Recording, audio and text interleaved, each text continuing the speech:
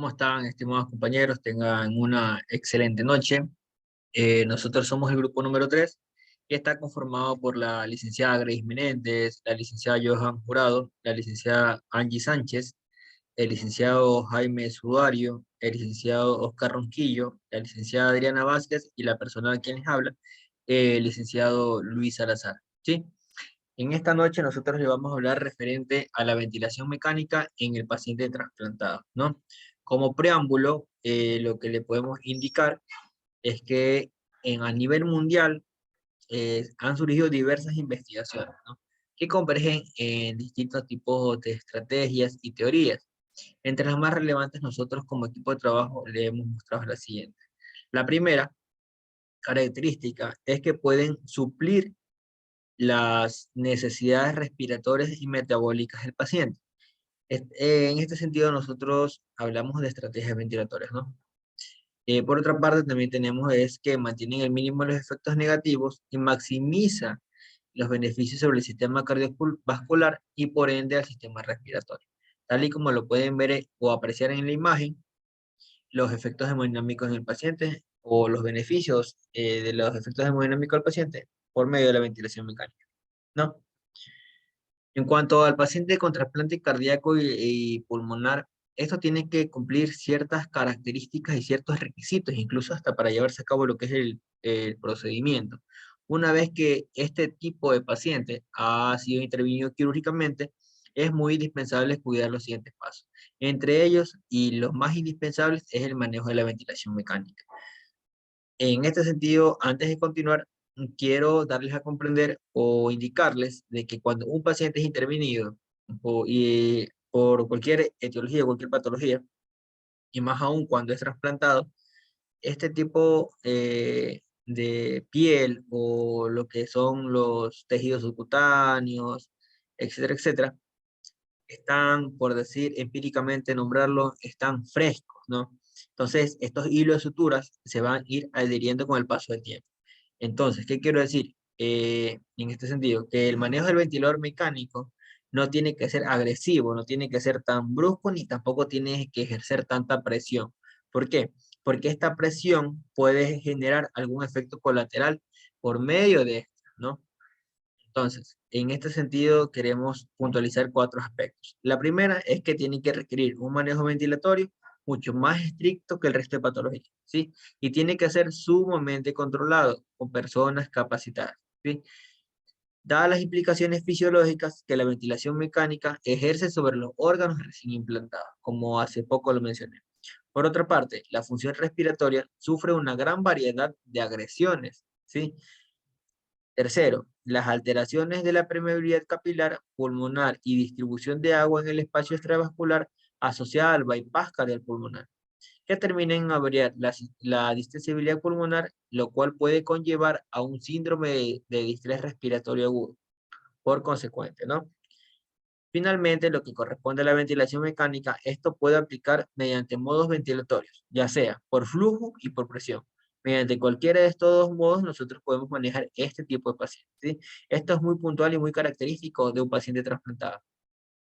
Otro de los objetivos de la ventilación mecánica que nosotros nos gustaría mencionar es que debe ser el reclutamiento y el mantenimiento del volumen pulmonar, evitando de esta manera nosotros el volutrauma y el parotrauma, tal como lo hemos observado en sesiones anteriores, ¿no? Es importante también recalcar que el papel que desempeña la PIP para reclutar, evitar las atelectasias y finalmente mejorar la redistribución del agua extravascular. Ya, de manera inicial, los parámetros ventilatorios deben permitir la estabilización hemodinámica del paciente recién operado de trasplante cardíaco. En algunos casos, será posible disminuir de manera rápida, progresiva, algunos parámetros respiratorios, pero puntualmente en este sentido hablamos de lo que corresponde a la FiO2, ¿sí? Podemos incrementar la PIP, incrementar la relación IE y finalmente las maniobras de reclutamiento que hemos visto también en clases anteriores con base en la continua valoración del estado hemodinámico del paciente con cada cambio ventilatorio. Es decir, que nosotros para ir evaluando estos parámetros tenemos que ir verificando cómo va evolucionando nuestro paciente. Por otra parte, también podemos mencionar que a pesar de que cada caso es particular, como cuanto anteriormente nos indicaban, que cada paciente es un mundo y cada paciente es un tratamiento o puede tener un efecto significativo en relación a otro paciente. Por esto nosotros podemos indicar que los parámetros ventilatorios típicos iniciales para el postoperatorio, de acuerdo a la literatura propuesta por Kiop, pueden ser las siguientes. La frecuencia respiratoria puede ser de 10 a 12. La FiO2 puede corresponder de 0.6 hasta 0.8. Por otra parte, el volumen corriente puede ser de 10 a 12 centímetros cúbicos por kilogramo de peso y la relación IE puede ser hasta 1.2.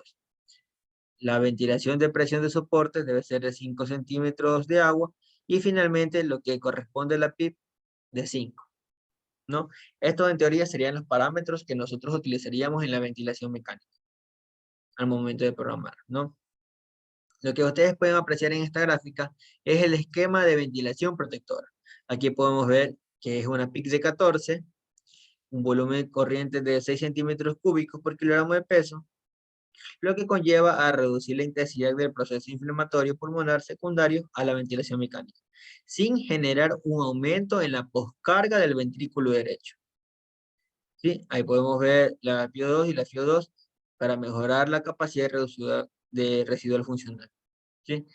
También se ha descrito una agresión pulmonar generada durante el proceso de la cirugía cardíaca, como un proceso de dos pasos. El primero, la agresión inicial está dada por la respuesta inflamatoria desencadenada por la propia cirugía. Y la segunda está generada por la ventilación mecánica. Y esto es muy puntual, porque en un ambiente inflamatorio que incremente la intensidad de la inflamación, se debe evitar estrategias ventilatorias, se debe evitar y generar, perdón, estrategias ventilatorias que permitan el desarrollo de la telactasia. O sea, que permitan prevenir este tipo de afecciones y por último el uso de altos volúmenes corrientes. ¿Por qué? Porque si nosotros manejamos volúmenes que no están asociados a un paciente trasplantado, por ejemplo, podemos de pronto eh, poner algún paciente, los parámetros de algún paciente con un SDRA, que los que no son los mismos que para un paciente trasplantado. Lo que puede generar es una complicación y secundaria a la ventilación mecánica, más no a la cirugía. Es decir, en este sentido pueden haber dos, la cirugía o la ventilación mecánica. ¿Ya? La ventilación mecánica corresponde netamente a los profesionales que estén capacitados para el manejo, pero si no manejan adecuadamente un ventilador mecánico, puede conllevar a la complicación del paciente. Paciente con trasplante pulmonar con alto riesgo de hipotensión posterior a la inducción, dado a su bajo gasto cardíaco por hipovolemia, vasodilatación y el efecto de los agentes utilizados en la inducción.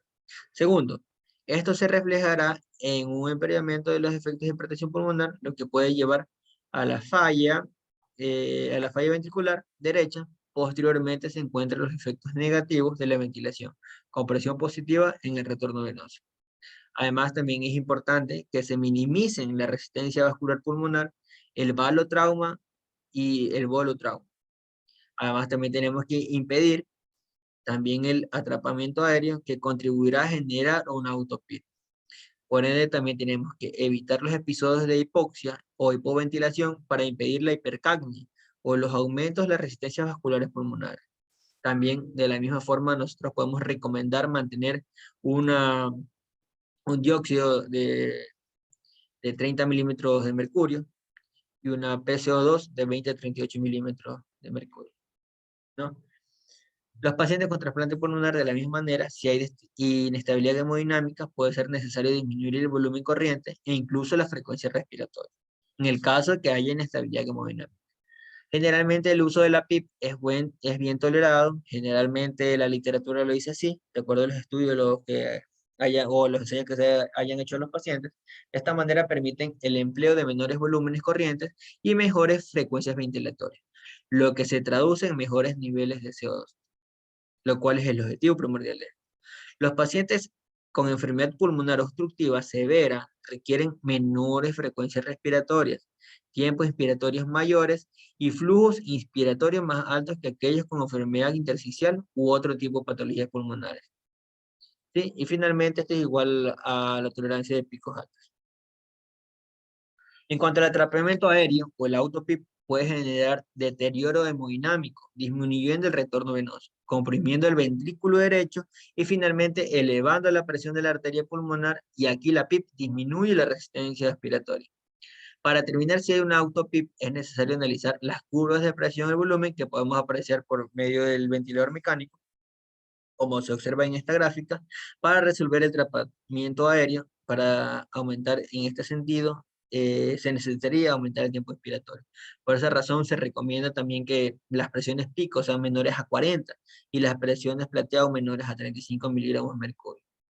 En los casos que haya tanto atrapamiento aéreo que genere inestabilidad hemodinámica, será necesario bajar las frecuencias ventilatorias, utilizar periodos de apnea a extensas de escalera de una hipercapnia moderada, por ende la hipercapnia permisiva, si no hay hipoxemia. También podemos tomar la ventilación protectora con volúmenes corrientes entre 6 a 8 milímetros por kilogramo y el FiO2 al nivel mínimo posible con una PIC de 5 a 15 centímetros de agua. A ver, en esta gráfica vamos a hablar de algunas fases. Como sabrán, en toda intervención quirúrgica se deben realizar diversos tipos de estudios, tanto en el intraoperatorio como en el transoperatorio y en el postoperatorio. Es decir, en la primera instancia vamos a evaluar si que el paciente está en condiciones clínicas para poder operar. En el transoperatorio nosotros vamos a valorar los parámetros hemodinámicos durante su intervención quirúrgica. Y en el postoperatorio vamos a evaluar netamente cómo resultó la cirugía, cómo evolucionó por medio de ella y cuáles fueron los beneficios que se obtuvieron a través de ella. ¿Sí?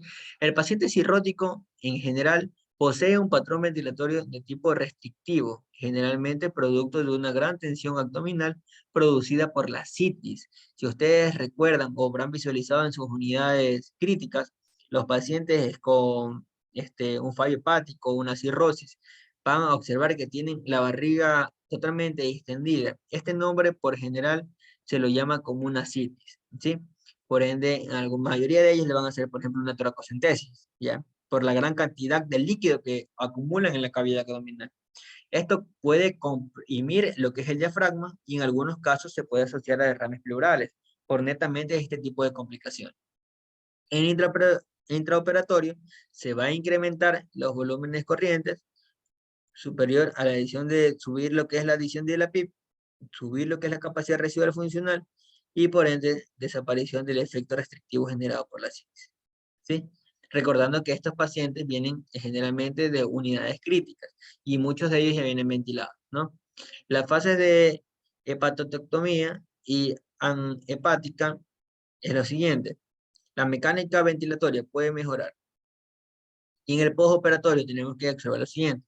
El momento posterior a la reperfusión del neoinjerto es el que mayores cambios ventiladores genera. Hay que nosotros vigilar cuando suba la resistencia vascular sistémica y la hipotensión, el súbito de la resistencia vascular pulmonar y las presiones pulmonares superiores.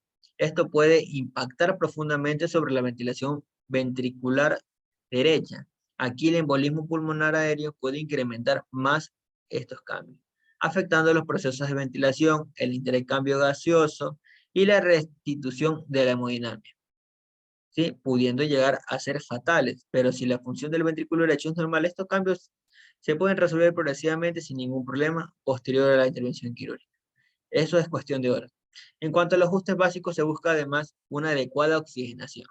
La mínima presión inspiratoria pico que asegura un adecuado intercambio de dióxido de carbono para mantener la PIP entre 5 a 7 centímetros de agua, la PO2 entre 30 y 35 miligramos de mercurio, para nosotros poder garantizar la apertura de unidades alveolares con tendencia al colapso. Las estrategias de ventilación controlada por presión, que es la PCV, y la ventilación controlada por presión con volumen garantizado, que es la PCV-BG, que pueden ser de gran utilidad para alcanzar esta meta. En esta gráfica, ustedes lo que pueden es apreciar un recuadro tomado de una bibliografía en el cual indica que los parámetros de extubación en pacientes llevados con trasplante hepático, ¿sí? Esto ya hemos visto en clases anteriores, sino que lo habíamos anexado como un pequeño recordatorio para la extubación, ¿sí? Entonces, eso sería bueno que verifiquen, revisen, para que ustedes puedan observar ya más o menos cuáles son los parámetros que deberían manejarse en este tipo de ventilación mecánica para poder efectuar. Entonces hay que considerar igual que el paciente puede ser extubado en cualquier momento o de manera súbita y requiere prolongar su asistencia ventilatoria. Se deben tener en cuenta estos factores que lo acabo de mencionar, como la presencia preoperatoria de disfunción neurológica, disfunción renal, gran aporte intraoperatorio de fluidos y hemoderivados, el derrame pleural o la disfunción diafragmática. Todo lo que se ha mencionado aquí corresponde netamente a lo que es el trasplante cardíaco y el trasplante hepático. Generalmente en todos los tipos de trasplantes se van a manejar los mismos tipos o los mismos modos ventilatorios, con las mismas presiones, porque este tipo de pacientes no pueden, como les dije en un inicio, manejar parámetros muy elevados para que no sea agresivo para este tipo de paciente. Es un paciente sumamente delicado, el cual el manejo de estos tiene que ser exhaustivo. Empíricamente se le puede decir que tiene que manejárselo con pinzas para su cuidado, para que pueda evolucionar favorablemente y de esta forma, en consecuencia, pueda reintegrarse a la sociedad y a su familia de forma mucho más rápida, ¿no? Que ese es el objetivo, creo que de la mayoría de los profesionales de salud, que nuestro paciente salga muy pronto de cualquier patología que se encuentre inmerso, ¿no? Bueno, esta es la exposición y más que todo lo que es la videoconferencia correspondiente al grupo número 3. Espero que haya sido de complemento a lo que son las clases que ya hemos recibido en las sesiones del Teams. Y entonces igual nosotros como equipo de trabajo también nos suscribimos ante cualquier duda, cualquier comentario o de pronto cualquier aporte, estamos prestos a escucharlo y para poder trabajar paulatinamente en conjunto, ¿no? Entonces me despido. Eh, Estos sus compañeros más grandes que han preparado esta pequeña sesión para ustedes. Espero que haya sido de su agrado y tengan una excelente noche. ¿Sí? Entonces yo ya con eso me despido. Gracias.